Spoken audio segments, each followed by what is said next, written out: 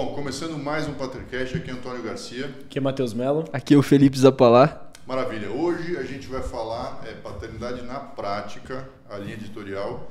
E o tema dessa série que a gente está começando é vida espiritual. Então a ideia é gravar nas quatro linhas editoriais, paternidade na prática, de pai para filho, paternidade na Bíblia e paternidade na arte, tudo falando sobre vida espiritual. Muito bom. Lembrando que o Patercast é um movimento para o resgate da paternidade. Beleza? Isso aí. Beleza. O Felipe tá de volta aqui, né? Ô, voltei. O Felipe tá de volta, o Abraham pediu férias. Agora. Não mais gravar. Vamos lá, gente. Eu tenho uma certa estrutura aqui para a gente conversar sobre paternidade na prática, mas eu queria dar a palavra para vocês antes de começar. Se vocês quiserem falar alguma coisa, porque agora estão os dois aqui que... Os dois ficam definindo tudo. O Felipe costumava começar aqui trazendo alguma coisa, agora... Então vamos inverter. Vai você na estrutura, explica e a gente vai dando inputs. Então tá bom. Bom, Patercast a gente tem um método, para quem não conhece, a gente tem um método de paternidade. A gente chama de método Patercast. Esse método pressupõe 4 áreas de atuação. Então físico, espiritual, físico, intelectual, espiritual e relacional. Tá? Tem base lá em Lucas 2:52 que falava que Jesus crescia em estatura, em sabedoria, em graça diante de Deus e dos homens. Então essa é a base das 4 áreas de interesse. São as 4 áreas que a gente cresce. Tá. Dentro dessas 4 áreas a gente tem 3 formas de atuação, que é proteção, provisão e presença. Os 3 P's que a gente entende que o pai deve atuar. Então, se você está pensando só, estamos dando um conselho para alguém, cara, eu quero organizar minha vida e tal, olha nessas, liga o Cláudio aí, olha nessas 4 áreas para a sua vida, então o exercício que eu faço com os meus filhos. Vamos olhar as 4 áreas, quais são os seus objetivos para cada uma delas. Área física, fiz com o Toís, com a Elisa, onde você quer chegar? Área intelectual, papapá. Onde você está? Quais são os passos práticos? É super bom para você estruturar a sua vida.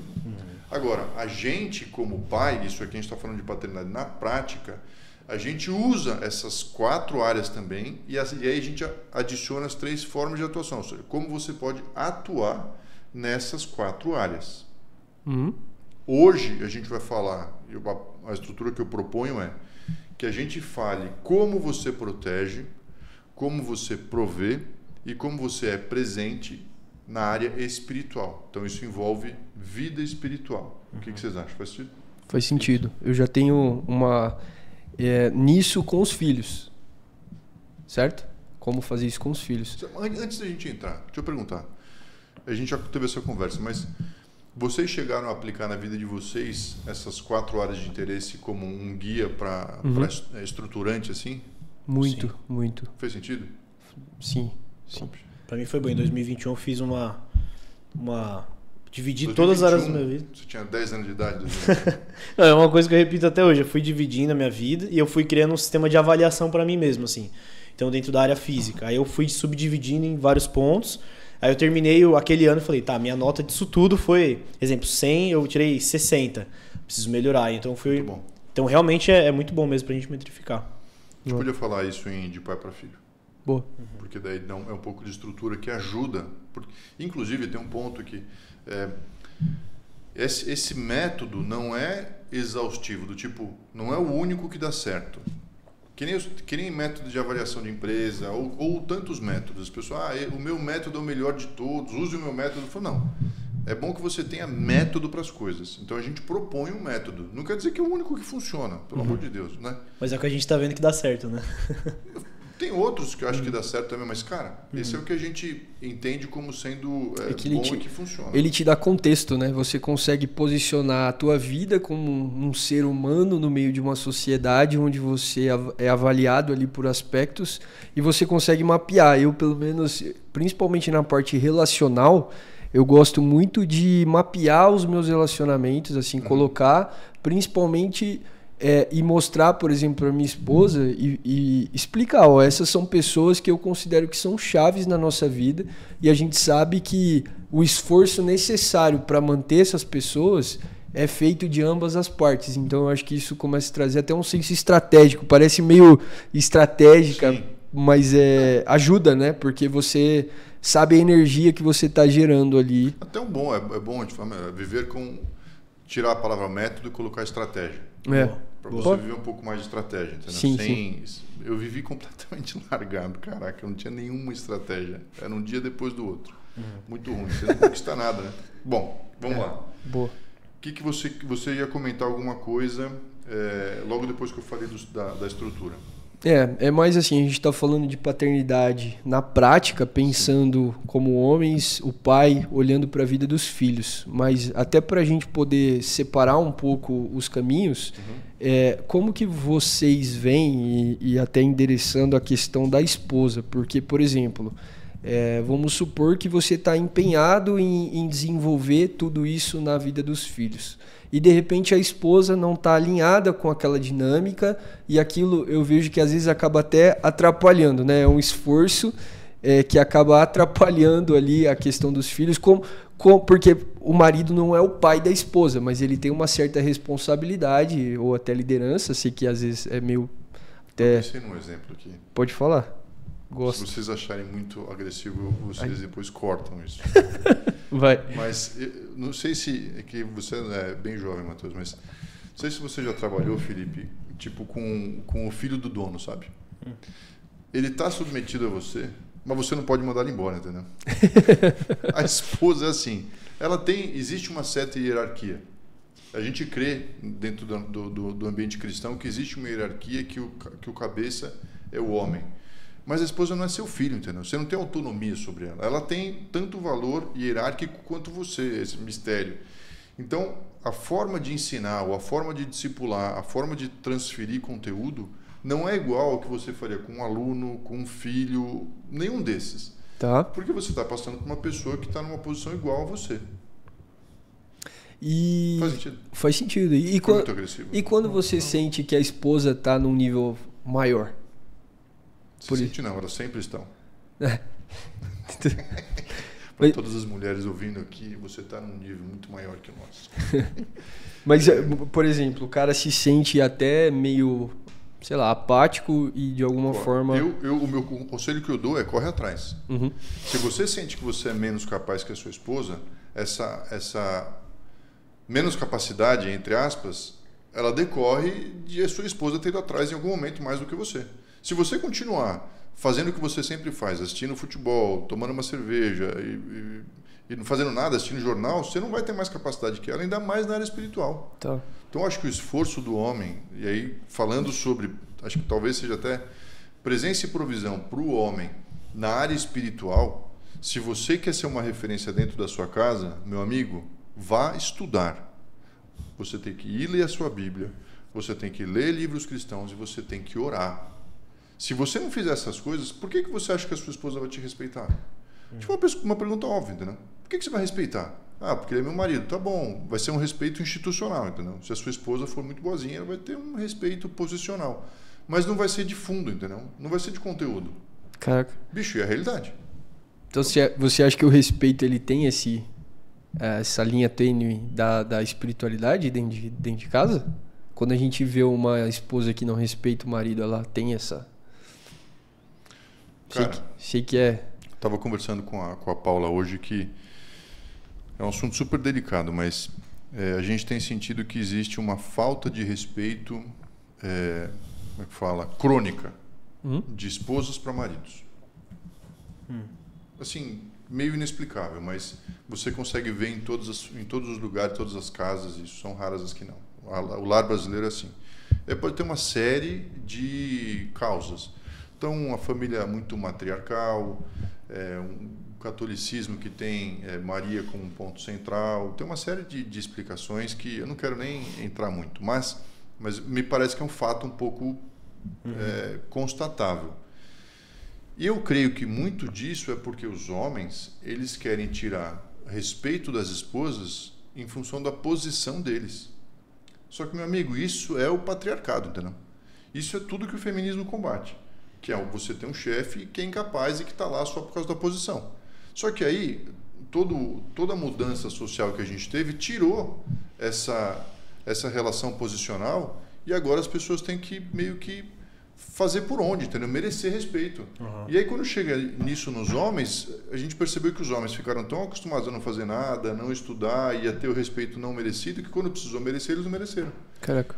E aí a mulher tá lá, ela tá estudando, ela tá se esforçando, ela tá sendo disciplinada e tal, e o cara meio, sabe, dando uma de bobão ainda, tentando entender o lugar dele.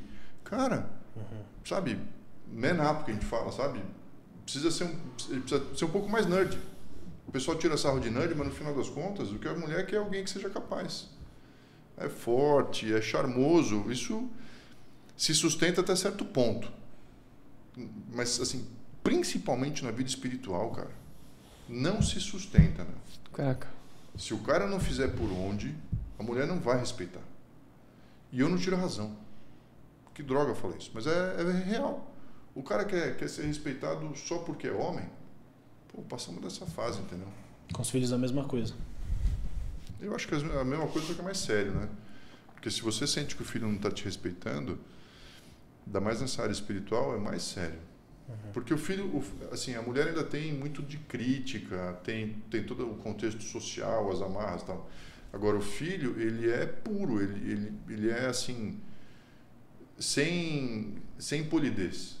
Criança fala a verdade.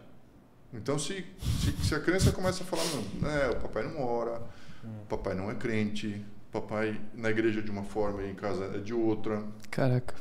Isso é triste, entendeu? E acontece. A criança é um alerta de hipocrisia. Ela joga a hipocrisia na sua cara. Se você é hipócrita, pergunta pro seu filho, ele vai te falar. Você acha que o papai é hipócrita? O que é hipócrita? Hipócrita é uma pessoa que é de um jeito, de um lugar, de um jeito... Ah, o papai é. Nossa. Desculpa, foi meio duro aqui. Não? Vamos lá. Deixa eu tirar um pouco de vocês o que vocês acham sobre as 3 formas de atuação. O que para vocês é proteção dentro da vida espiritual? Putz, pra mim, considerando aí que a vida espiritual é uma relação, de forma muito genérica, né? A relação que a gente tem com Deus e com o nosso espírito. É proteger que influências que não sejam essa relação pura com Deus que eu quero que o meu filho um dia acredite, que outras ideias, outros conceitos interrompam isso ou prejudiquem ou mesmo confundam isso. Eu vejo proteção dessa forma. Mas que a relação seria mais intelectual isso aí? Tá. Acho que se mistura mesmo um pouquinho. O que você acha? Quando eu escrevi lá sobre proteção física, não sei se você lembra, a gente conversou sobre isso, que a primeira proteção era você ser uma barreira para o mal não chegar. A segunda era, de fato, você ir para as vias de fato. Então, uma coisa é você se colocar entre quem você está protegendo e o mal, e outra coisa é você, de fato, agredir o mal, ou então ser agredido pelo mal no lugar daquela pessoa. E é engraçado porque na vida espiritual não é necessária a função física, porque o espiritual acontece para além do físico. Então, na vida espiritual, não basta você você não consegue ser uma barreira. Você tem que ser efetivo. Você vai ter sempre que engajar em luta pelos seus filhos espiritualmente. E para mim, proteção espiritual significa oração e intercessão. Então, se você quer proteger os seus filhos espiritualmente, você vai precisar orar por eles. Porque o que você falou para mim é intelectual, entendeu? As ideias ruins que vão entrar e você combate elas. Só que falando para ter um contraponto de físico, espiritual e intelectual, no espiritual, bicho, batalha, entendeu? É você orar pelos seus filhos, você interceder por eles, você orar na sua casa, você ungir a sua casa, você colocar a mão na cabeça dos seus filhos e ungí-los. Daria para adicionar também o empoderá-los para eles também terem uma vida espiritual saudável? Talvez seria mais a provisão, né? Exatamente. Perfeito. Eu acho que entra na provisão, entendeu? Que é você ensiná-los. Proteção é o papel mais do pai quanto a família. Ensinar e dar uma abertura também, né? Porque eu acho que quando você cria um ambiente dentro da casa que o filho pode fazer aquilo, você está provendo também algo saudável para que ele venha ter uma vida espiritual ativa. Né? Porque às vezes pode ser que uma família seja fechado. Não quero que meu filho se envolva com essas coisas, e aquilo cria um ambiente onde não é possível, né, você ter uma... Total. Você sabe que é normal você ver mães, sejam evangélicas, católicas, eu já vi várias pessoas, nossa, quem nunca, né? Você acorda de noite com a sua mãe orando por você, sua mãe rezando por você. Caraca. É normal esse tipo de relato. É raro você ouvir alguém falando assim, de noite meu pai estava orando por mim. E por quê? A gente tem menos autoridade espiritual que as mulheres? Não tem. É o contrário. A gente tem mais autoridade espiritual. Então, por que a gente não coloca isso para jogo, entendeu? Então, se eu pudesse ser bem prático em proteção espiritual, você vai interceder. O que quer dizer interceder? É se colocar entre. É você fazer uma intersecção. Então, você vai interceder pelos seus filhos. Vai conversar com Deus e falando assim, Deus, está aqui os meus filhos. Ó. Eu quero pedir para o Senhor proteger eles, para o Senhor afastar deles o mal, para o Senhor... não deixar com que eles se percam. Isso é você estar intercedendo pelos seus filhos, está pedindo em favor deles, representando eles diante de Deus. Que se confunde um pouco com oração. Né? Você orar pelos seus filhos seria um pouco parecido com isso. Aqui a ideia não é ser um tratado de teologia, né?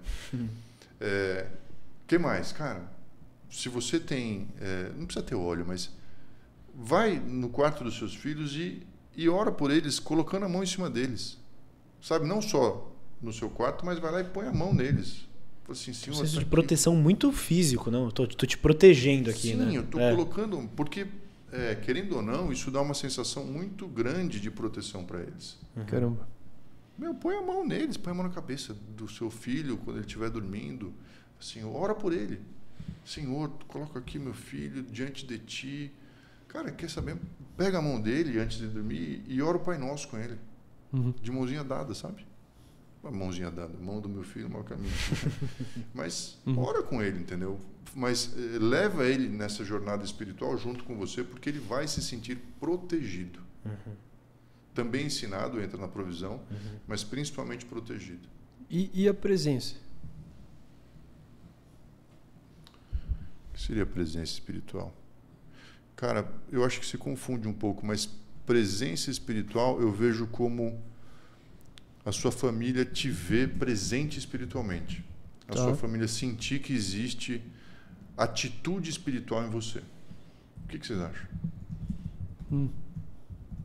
Você diz assim, do filho tá vendo que você tá orando. Te vê orando, te vê lendo a Bíblia. Te vê indo pra igreja, te vê no culto, te vê adorando. Te vê adorando. Te vê ajoelhado, te vê chorando. Porque a presença física é você estar lá, entendeu? A presença intelectual é você conversar, também estar presente intelectualmente. A presença relacional é não só o relacionamento, como você colocar a sua rede de relacionamento em favor do seu filho e mostrar para ele que você se relaciona. Então, para mim, o espiritual meio que bota tudo isso junto, entendeu? Eu acho que a intencionalidade de você estar passando num processo de discipulado com o filho, né? De você estar ali e você estar presente na vida espiritual dele, né? Sim. E faz sentido que o espiritual seja um combinado de todos, porque todos os três, eles se aperfeiçoam do céu para baixo, né? O espiritual, ele se aperfeiçoa fisicamente aqui, você age aqui, mas você tem efeitos, é o único que tem efeitos muito bom lá em cima. Sim. Então, você pode mostrar relacionamento espiritual, você pode mostrar proteção espiritual, tudo isso sendo presente. Sim. Sabe? Porque se você imagina que você tem um filho e você está morando fora, você é um missionário, talvez ele não consiga tanto sentir a sua presença espiritual. Mas se você tiver ligações com ele, se você orar por telefone, você vai estar presente espiritualmente. Caramba. Não tanto instruindo e protegendo, mas estando presente. Né? Meu pai é presente. Eu sinto ele espiritualmente presente. Porque as mulheres, elas conseguem isso. Existe essa aura, entendeu? E os homens ficaram relegados a um segundo plano muito natural, entendeu? Caraca. Sim. Eu vi aqui tava pensando aqui sobre a geração Z, vocês estavam falando, tô pensando em várias coisas aqui, da importância também de um pai ser presente espiritualmente aqui, que uma pesquisa da McKinsey concluiu que mais de 1/3 dos jovens da geração Z, uns 16, 24 anos, colocar aqui, relatam falta de sentido na vida e dificuldades em encontrar propósito, indicando uma crise da saúde espiritual. Da importância, né, de se ter uma vida espiritual. A gente crê, né, que a vida espiritual traz um propósito, né? A própria Bíblia ali, vamos dizer que você só seja adepto do livro da Bíblia, digamos assim. Ele mesmo já tem propósito, já tem ordenanças, um propósito claro para cada ser humano, né? Então, e por outro lado também, e mesclando aqui talvez um pouco com proteção, li aqui também um pouco de quanto que a geração Z está buscando os próprios caminhos para encontrar a sua própria espiritualidade. Não quer o que é convencional. Cara, eu quero encontrar da minha própria maneira. Talvez por já ter um estigma em relação às religiões.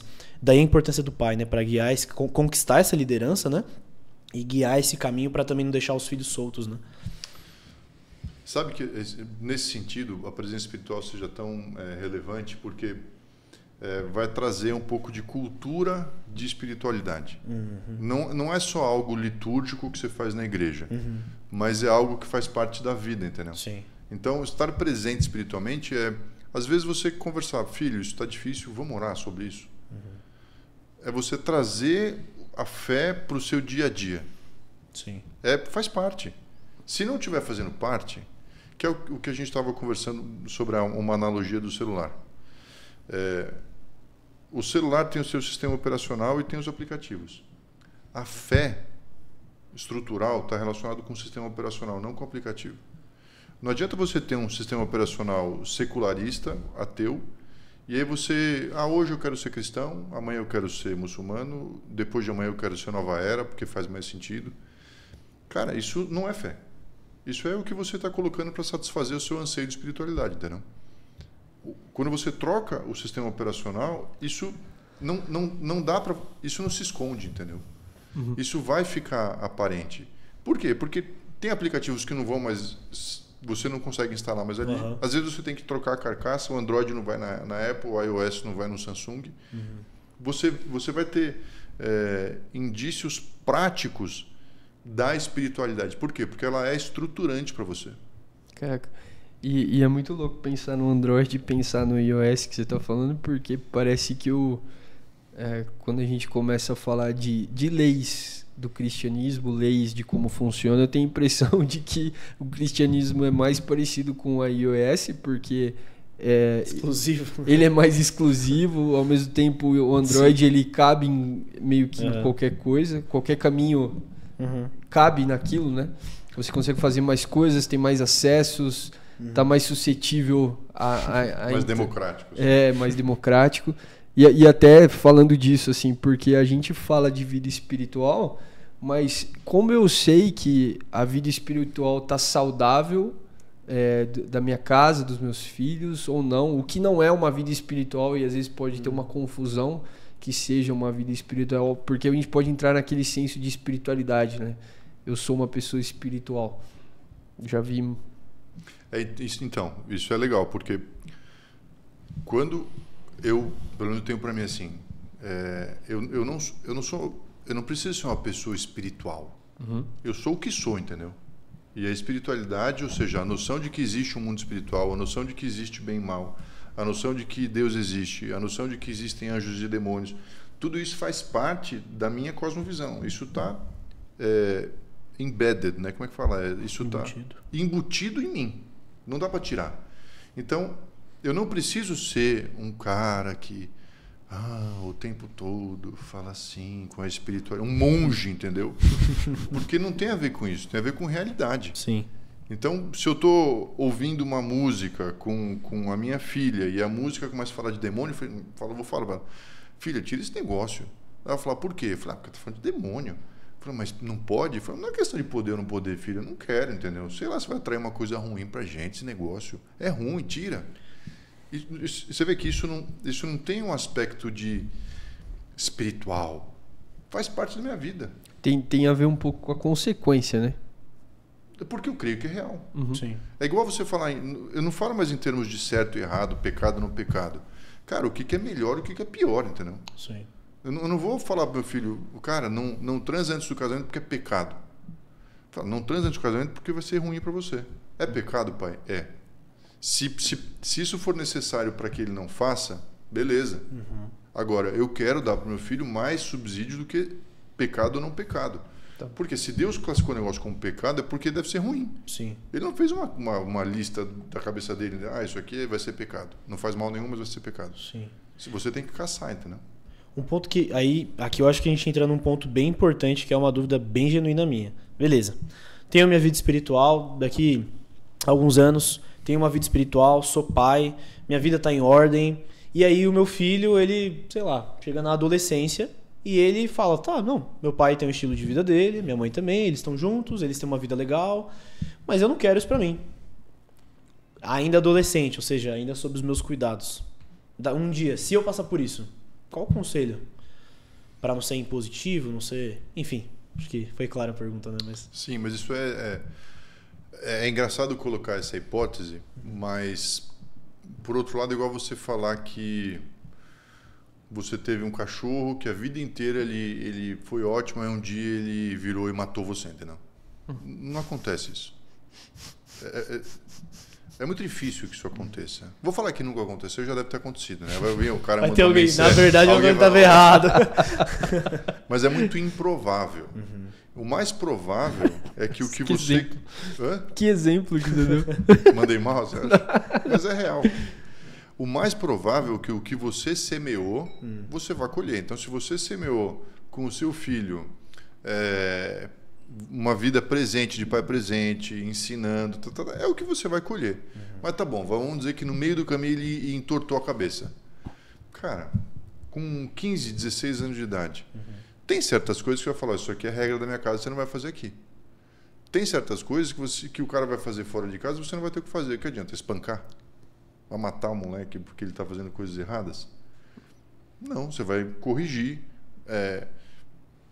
tirar privilégios, botar de castigo, mas em última análise, em última instância, eu falo para meus filhos, eles são donos das vidas deles. A Laís tem 26 anos. Mas, gente, é irmão em Cristo, entendeu? Vou o quê? Botar ela de castigo com 26 anos de idade? No final você está criando seres humanos com um senso crítico, né? Sim. Agora, a minha casa tem as suas regras, entendeu?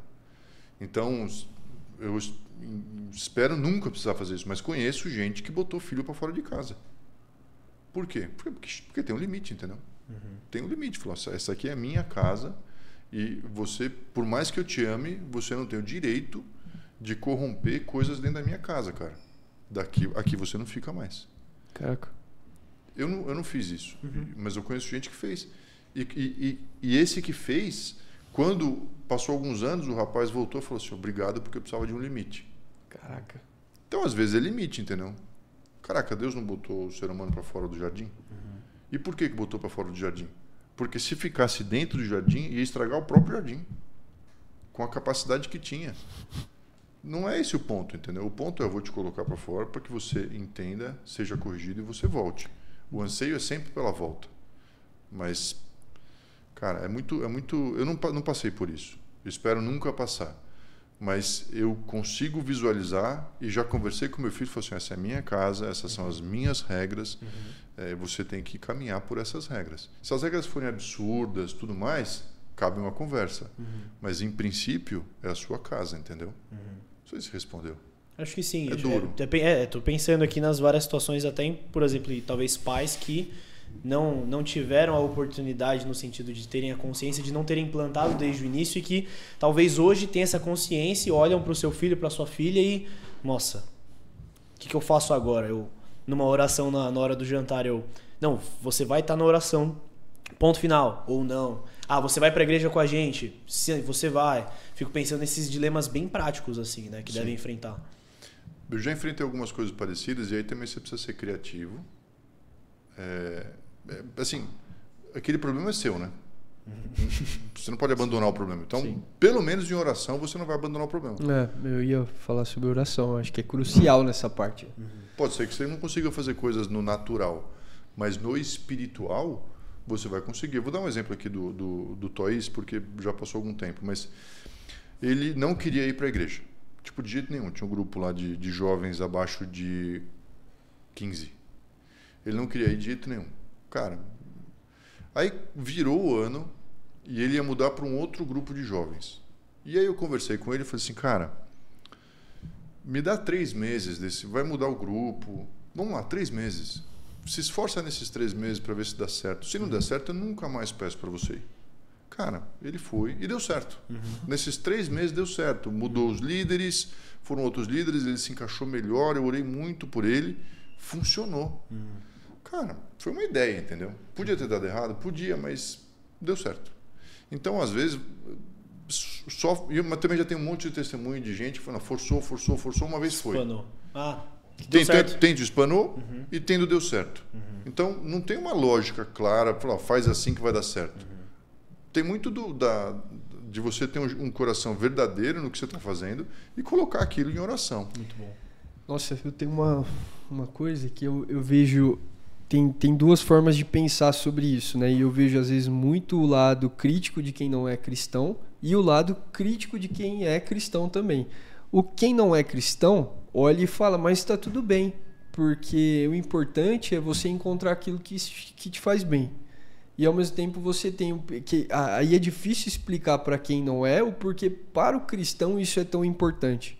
Como que a gente pode endereçar essa divergência de pensamentos? Mas não entendi. Fala de novo, desculpa. Por exemplo, eu tenho a pessoa que não é cristã, certo? Ela vai olhar talvez por uma prática dessa e até a forma como você colocou e olhar até com julgamento, falando, mas e que tem se o teu filho não quiser ir para a igreja?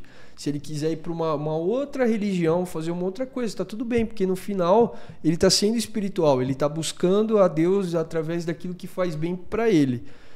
E aí é uma coisa que diverge muito, e eu já vi pro cristão, não, cara, você precisa estar num lugar onde o cristianismo é importante, porque a gente se preocupa talvez com a salvação, e aí tem um aspecto ali da eternidade, e eu vejo às vezes um olhar das pessoas que não são, dizendo que nós somos até um pouco... duros demais com essa realidade, ou até que para nós a gente sabe da verdade, entende? Eu vejo muito, principalmente tendo família que é dividida, assim, que dividida não, é uma palavra forte, mas que alguns têm outras religiões, outros são cristãos, e aí é onde o ponto de vista não se encontra, porque o cristianismo ele é muito duro mesmo, é uma realidade dura com relação a isso. Jesus é o caminho, e não existe outro caminho. Sim. Outras religiões é pregado que, cara, não, aquilo que te faz bem realmente é onde você se encontrar, onde você tiver vocação para estar naquele lugar. Como que endereça isso, cara, principalmente para nossa audiência e para pessoas que estão, às vezes, não tão maduras assim, a ponto de conseguir entender essa divergência aqui? O Elon Musk tem uma regra muito boa que é a de princípios básicos, né? Vamos juntar princípios básicos com o Golden Circle do Simon Sinek, do Círculo Dourado. Nossa, isso é muito bom. O Círculo Dourado fala que você precisa ter no centro o porquê. Então, antes de tudo, você tem que pensar no porquê. Depois do porquê vem o como, correto? Certo. E por fim vem o que você faz. Então, na vida, a gente precisa seguir uma ordem de prioridade nas coisas, para que você consiga manter coerência no que você faz. Então, primeiro você pensa, por que eu estou fazendo isso? Você tem um porquê para fazer? Tem um propósito? Tem. Beleza. Então, como eu vou fazer? Dessa ou daquela forma. Pode ser, por exemplo, a profissão é um como. E o que eu vou fazer? É o seu trabalho, entendeu? Então, eu tenho um propósito de mudar a sociedade. Tá. Como? Influenciando as pessoas com um podcast. E o que? É o próprio podcast. É o que você está gravando. Agora, vamos pensar isso em espiritualidade. O seu porquê vai ser a fé. Qual que é a fé, entendeu? É cristianismo, entendeu? É Jesus Cristo. Seu filho tem isso? Tem. Beleza. Se ele não tem isso... Isso é o mais importante, né? Cara, esquece a igreja que ele vai. Esquece tudo. Ele precisa ter isso. Se ele está com um problema central assim, cara, você tem um problema sério. Beleza. Se ele tem Jesus Cristo, aí você vai olhar qual o tipo de religião que ele está frequentando. Pode ser católico, ele pode ser evangélico, ele pode ser dentro do evangélico tantas denominações. Beleza. E aí, o que é? Em qual igreja ele está indo, de fato? Sim. E às vezes a preocupação tá lá na ponta, né? Cara, se o seu filho chega a você e fala, não quero mais ir na tua igreja, pai, porque eu acho que ela é careta, ou então acho qualquer outra coisa. Ela me cansa. Eu quero ir em outra igreja. Eu ia falar, mas qual? Quero ir pra gente evangélico. Eu não quero ir na Batista, eu quero ir na Presbiteriana. Vai lá, entendeu? São muito similares, tem alguma diferença. Não, eu não quero ir na evangélica, eu quero ir na católica. Falei, peraí, agora você já tem um pouco de diferença maior. Mas você crê em Jesus? Creio. Eu creio em Jesus, mas eu creio nos santos. Aí você já começou a subir pro porquê, entendeu? Falei, pera um pouquinho, a gente está com problema de fé aqui. Já não é mais a igreja que você congrega. Sim. A gente já está começando a entrar em quem te salva. Aí já indo pro núcleo da fé. Para tudo e vai discutir aquilo. Vai entender aquilo, vai conversar sobre aquilo. Caraca, muito bom isso. Teve uma vez que eu estava conversando com meu irmão e ele estava conversando sobre esse lance de Jesus salva, putz, que exagero, sabe? Ele estava discutindo isso. E aí, beleza. Eu falei, mas Gui, não, ele estava falando sobre a Bíblia, que ele não cria na Bíblia, porque a Bíblia passou por muita tradução, esse papo. Não consigo acreditar em tudo na Bíblia. Eu falei, tá bom, Gui, mas você acredita em Jesus Cristo? Acredito. Eu falei, mas você sabe de onde vem a estrutura da nossa fé em Jesus? Da Bíblia. Ele falou, Eu falei, então, mas daí você está seccionando. Uma coisa você acredita, outra não. Você tem que acreditar ou nela inteira, ou você não acredita em nada. Daí ele falou, putz. Eu falei, Gui, e tira a questão da tradução. Começa, mesmo se você pegar todas as traduções juntas, elas vão trazer os mesmos valores, as mesmas ideias. Sim. Então não dá para você crer num negócio e não crer no outro. Daí ele falou, cara, não basta você enfiar as coisas goela abaixo das pessoas. Por isso que é importante você ter subsídio, porque vai ter momento que você vai precisar ir mais fundo. Não, você não vai porque se você não for na igreja, você vai para o inferno. Daí o moleque fala, mas eu não creio na Bíblia. Putz. Não creio que nem que ele tem inferno. Tirou toda... Total. Tirou tudo, entendeu? Falando, bom, vamos voltar para... Já não é mais a discussão qual igreja você vai. Para que você está discutindo isso, entendeu? O moleque fala, não quero usar tênis. Você fala, mas Nike ou Reebok? Pô, mas eu não quero usar tênis. Você entende? A gente tem que ter a capacidade e não ficar escandalizado para conduzir para a fé, entendeu? Às vezes vai ser o seu exemplo, a presença espiritual às vezes é importante porque é o seu exemplo de fé que vai ser o maior evangelismo para sua família. Não tem nada pior do que um religioso hipócrita, cara.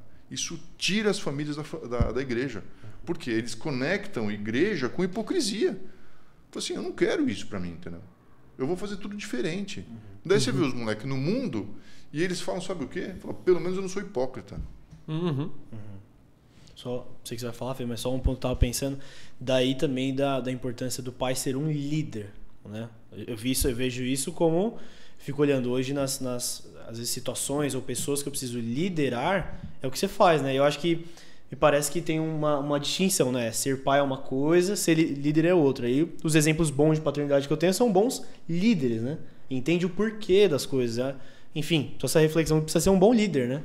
Enfim, entender mais sobre o que você fez com seu filho foi, tá, não, tudo bem, me dá 3 meses, a gente vai conseguir. Cara, você não impôs. Eu tentei impor. Ele foi duro para não aceitar a imposição. Caraca. Você vê um cara que ele não tem argumento e não consegue falar com o filho. Porque ele não tem subsídio. Às vezes o cara chegou na igreja agora. Pede ajuda. Já veio gente falar assim, você conversa com meu filho? Pô, você entende aí? Você conversa com ele? Conversa, vamos junto. Conversa junto, explica. Porque daí você está ajudando. Você como pai, você está colocando os seus relacionamentos para ajudar na vida espiritual do seu filho. Muito bom. E é louco porque parece que quando é adolescente, parece que os de fora têm mais peso às vezes do que a gente, né? Não é verdade? Total. Eu vejo muito isso, assim. Mas eu tô até pra gente ir encaminhando pro final.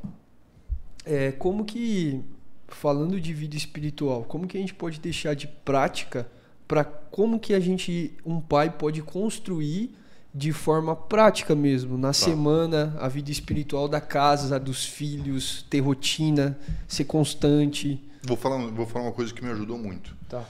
Tem uma estrutura simples de oração. Primeiro você começa com gratidão, agradeça e desenvolve um coração grato. Depois você se arrepende pelo que você fez de errado, e às vezes por coisas que você não sabe que estão erradas. Você pede que o Senhor traga a sua consciência o que você fez de errado, você se arrepende por aquilo. E você adora a Deus, reconhece quem Deus é. Porque no final das contas, idolatria é você reconhecer que outras coisas são seu Deus. Então você reconhece quem Deus é. Uma estrutura simples, pode ser 5 minutos cada um. Depois disso, você vai entrar num outro tempo, que é um tempo de intercessão ou petição. Você vai pedir coisas para Deus. Primeiro você tem o básico, sabe? É respeito. Você vai entrar na presença de Deus, você se arrepende, você é grato, você reconhece quem Ele é. Aí você pode pedir. Pede pelos seus filhos, intercede por eles. Eu geralmente peço, antes de qualquer coisa, eu intercedo pela minha família. Intercedo pelos meus empregados, intercedo pelos meus liderados. Cara, eu estou fazendo pelos outros, entendeu? Aí para depois pedir por mim. Então, gratidão, arrependimento, adoração, petição e, por fim, declaração. Declaração de acordo com a nossa fé, a gente crê que você declara as coisas, que a palavra tem poder. Então, a última parte é declaração. Não necessariamente você vai chegar nesse ponto, mas você vai declarar. Cara, e por que não terminar com o Pai Nosso? Ora o Pai Nosso. O Pai Nosso, no final das contas, quando ele está dissecado, ele tem todas essas partes. Como vida espiritual, isso é suficiente? Isso é a forma que todo mundo tem que fazer? Vamos começar uma seita com isso? Não. Mas é uma estrutura simples, porque nem todo mundo tem aquele coração intercessório que se derrama na presença. Não. Às vezes, está começando na fé, você precisa de uma estrutura. Usa essa estrutura. Faz todo dia, que seja 15 minutos, no outro dia 20, no outro dia 5, porque, sei lá. Mas ter uma estrutura te ajuda a ter alguma rotina espiritual. E isso é todo dia? Todo dia. Todo dia. Tá. Você faz um monte de coisa todo dia, coloca isso na sua rotina. Você escova o dente todo dia, você toma banho todo dia, espero. E a leitura bíblica faz parte dessa rotina Leitura bíblica também. Eu te falar que a leitura bíblica às vezes é uma das coisas mais difíceis. Mas tira dentro desse seu tempo, tira um tempo para ler um pouco da Bíblia também. Tem planos de leitura que você pode usar. A Zion tem plano de leitura. Tem outros, um monte de aplicativo com planos de leitura, que é super legal. Se você não tiver, estrutura na sua cabeça uma forma de ler a Bíblia. Mas, cara, a gente não está gravando aqui para um monte de teólogo, entendeu? São pessoas normais. Sim. Pega a sua Bíblia e começa. Pega um livro, lê ele, um capítulo por dia. E vai lendo, entendeu? Vai entendendo, lê de verdade. Cara, isso é uma dieta espiritual, uma disciplina espiritual que vai te fazer crescer espiritualmente. E se você fizer isso em ambientes que a sua família vê, de alguma forma, também é bom. Não que você está fazendo para mostrar simplesmente, né? Mas Tinha uma época que eu acordava às 3 da manhã para orar. E, cara, é incrível como, de alguma forma, a Elisa e o Toís descobriram que eu estava fazendo isso. Porque, pai, eu te vi de madrugada que eu fui no banheiro. Ou então, alguma coisa acontecia e eu falei, não, eu sei, isso aconteceu. Mas como é que você sabia? Pai, não, porque eu estava orando. Então, isso traz para eles nossa, meu pai estava orando de madrugada. Olha. Caraca. Que coisa, que incrível, entendeu? Isso é importante, pô. Total. Mas a Bíblia diz, né, em Lucas 11, versículo 1, e aconteceu que, estando Jesus orando em certo lugar, quando acabou, lhe disse um dos seus discípulos, Senhor, ensina-nos a orar, como também João ensinou aos seus discípulos. E acho que fica um ponto aqui que a nossa família, vocês que já têm família, eu que estou prestes a começar a minha família com o meu casamento, a minha família vai pedir ensina-nos a orar, né? Mostra como que faz, né? E eu quero poder liderar pelo exemplo, né? Eu acho que fica aí o ponto para todos os pais, para que nós possamos liderar pelo exemplo em oração. Se como os discípulos viram Jesus, tem algo dando certo na vida desse cara que eu quero aprender também, né? Top. Bom, e é isso. Para mim foi um prazer gravar hoje, obrigado. Gente, a gente falou aqui sobre vida espiritual e simplesmente trazendo a essência do porquê a gente deve ter a vida espiritual. Então a gente queria deixar essa mensagem para você. Curte, compartilha e até a próxima. Obrigado. Falou.